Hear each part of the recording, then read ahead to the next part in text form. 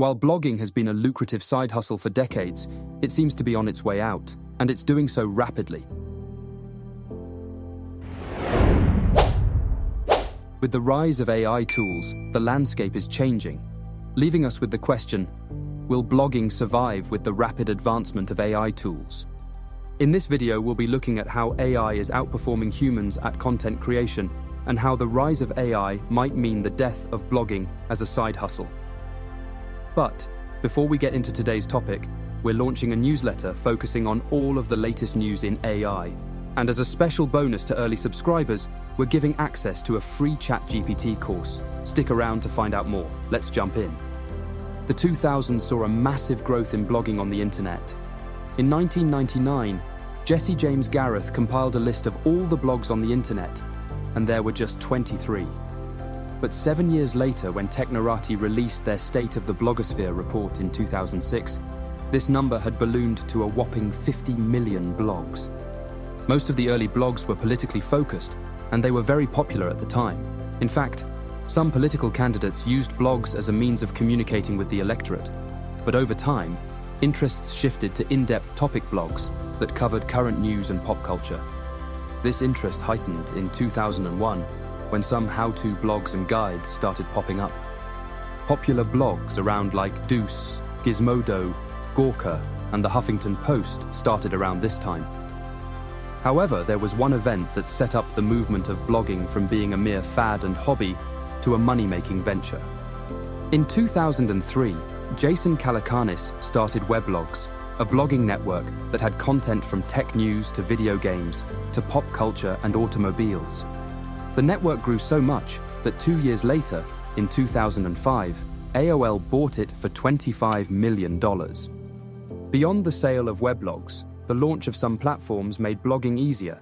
It started with the launch of the first version of Movable Type in September 2001, which was followed by WordPress in 2003, and then TypePad in the same year. So it was now easy for anyone to set up a blog on any of these platforms and create any genre of content.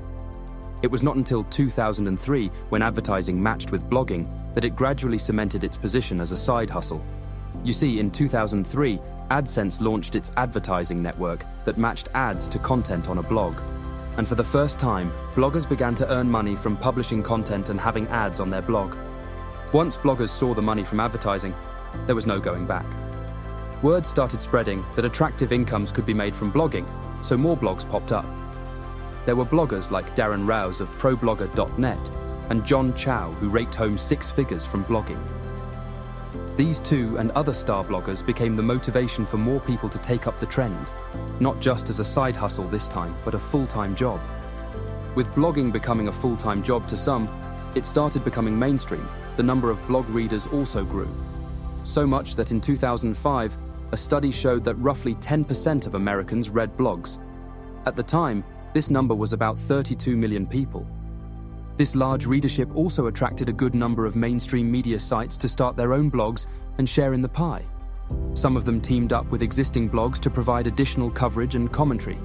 Editors and writers from blogs like Mashable started posting on CNN.com. AOL also went shopping and bought TechCrunch and associated blogs. With this flurry of activity in the blogosphere, more and more blogs joined the space, such that by the end of 2010, there were over 152 million active blogs. And at this point, almost every mainstream news source had at least one blog. This was not limited to mainstream media, but corporations and individuals were also involved. This was the peak of blogging because they started becoming easier to launch. Plus, there was a lot of visibility, and certainly large sums of money to be made from ads. Ironically, though, it was these same factors that would eventually set the stage for blogging to lose its allure, and, with it, its lucrativeness. But how did it happen? What led to its decline? The ease of launching a blog meant that everyone could be a blogger. And so, naturally, people jumped at the opportunity. I mean, who wouldn't share their thoughts from the comfort of their home, with the possibility of making some cash on the side? The problem, however, was oversaturation. Because it was so easy to set up your own blog, and because there were so many blogs popping up, the amount of content became too much for the audience to handle. As a result, it became difficult to stand out and build an audience. I mean, how do you stand out as a tech blog when you have a million other tech blogs competing with you for readers online? Consequently, the competition became fierce in the blogosphere, and you had to do something more to generate traffic. Because, as you know, your income depends on the traffic your blog generates. As the competition for gaining an audience tightened, the 2010s brought a wave of innovation that marked the beginning of the end for blogging, especially for small blogs with less traffic. This wave of innovation is summarized in 2 words: social media. Facebook was launched in 2004, but by the 2010s it became incredibly popular, attracting millions of users. At the same time, there was also Twitter with a large user base. With the rise of these platforms, social media accounts became individual blogs where people could share their thoughts and have their friends read them and make comments. So basically, this became a more attractive alternative to blogging, and people were glued to their phone for hours, scrolling through their newsfeed for information on any topic available. When these platforms proved to be a better alternative, attracting millions of users, advertisers shifted their focus to tap into this huge potential market. The mass exodus of advertisers to social media platforms meant that money in blogging dried up. In simple terms, blogging paid little to nothing because of the death of ad revenues. But that wasn't all. There was also the issue of Google rankings. With so many blogs putting out content every day, Google was faced with a huge challenge. How do you handle 10 million posts on one topic? How does the engine choose what blogs should be shown first? What's going to be the criteria? Well, it was this challenge and the fierce battle for visibility that consequently birthed the invention of search engine optimization, or SEO for short. With this ranking method, blogging ceased from being about just writing posts on your blog and having readers all over it. This time, you had to apply several methods to make sure your article was optimized, to ensure the search engine placed it where users could see it easily. But even that presented another problem, because to rank high on search engine optimization, you need a ton of posts and also backlinks, which an individual can't easily produce, and the stats tell the full story.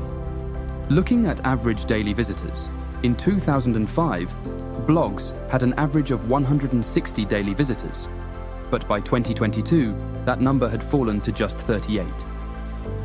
What about earnings? While the average blogger earned $3,000 yearly from blogging sometime around 2007, by 2022, the earnings had dropped to 1/3 of this. As a result, there are fewer new blogs created. In fact, the number of new blogs created per day has dropped by 50% of what it was in 2012. This has ultimately led to the number of active blogs declining drastically. And now, we have AI transforming the content creation process. As recently as 2021, there was little mention of artificial intelligence, even though a lot was going on behind the scenes. But as we entered 2023, AI became the common word in lots of conversations, especially among content creators. By the beginning of 2023, OpenAI's first large language model hit the market and changed a lot of things, especially text generation. The first version of its GPT model, GPT-3, could generate human-like text in seconds. It could also answer questions and write different kinds of creative content. This was a huge blow for bloggers because, while it took the average blogger hours to write a post, ChatGPT could give you that in a matter of seconds.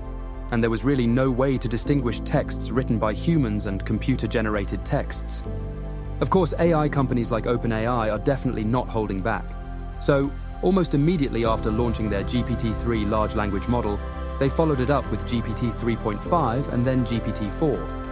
Users, on the other hand, have also responded positively to the rise of AI, especially content creators. For example, a 2022 survey showed that 72% of media and entertainment companies use AI, and this number is projected to rise to as much as 85% by 2025.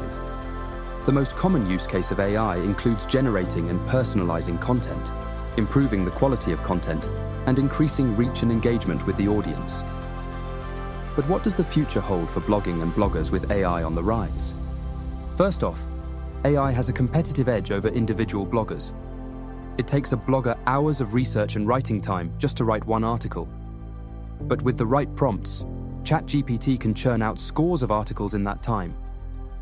If you want to learn more about getting the most out of ChatGPT, stick around to the end to find out how to access our free prompting course. So, While AI tools can churn out content around the clock, it's impossible for human bloggers to even come close. Studies have found that a lot of media companies now use AI to reduce their costs.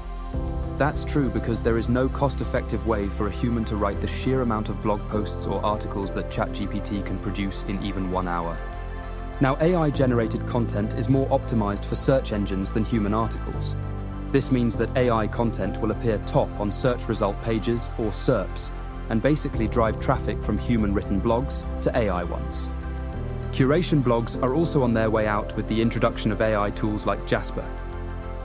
While human-run curation blogs rely on editors to select and curate content, AI can automate the process and even generate more engaging and interesting content. There really seems to be no match between AI and humans in content creation. And for most who have been watching, it's no longer a question of if AI will cause blogging as we know it to go extinct, but a question of when. But over to you. Do you think AI will completely obliterate blogging and content creation? Share your thoughts in the comment section below. Blogging has seen its heydays and golden years, but it's on its way out. And while the deadly blow was initiated by the advent of social media, the rise of AI seems to have put the last nail in the coffin. But it's not the end of the road for side hustle culture. Ultimately, the future will still value human creativity, and it will still be ranked higher than AI's repetitive work. If you want to keep up with the latest in AI news, hit the subscribe button and don't forget to like and share this video. If you made it to the end, we're about to launch a new newsletter. The weekly newsletter will cover all the new and exciting things happening in AI and highlight the latest tools and plugins we hear about. As a major bonus, those who sign up today before we launch will get a 5-part mini AI chatbot prompting course. We've been using AI since before it came out publicly and have learnt through trial and error the most effective ways to prompt. By using our methods and secrets, you can become 32 times more effective at prompting and getting the result you want. Check out the link in the description. See you in the next video.